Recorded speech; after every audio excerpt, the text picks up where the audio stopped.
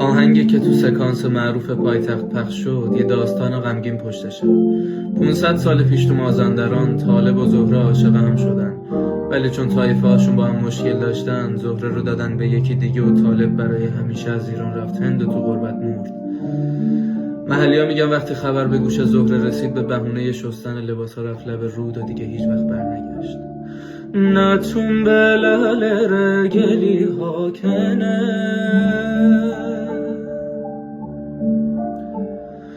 قلم تش بزنم دی ها کنه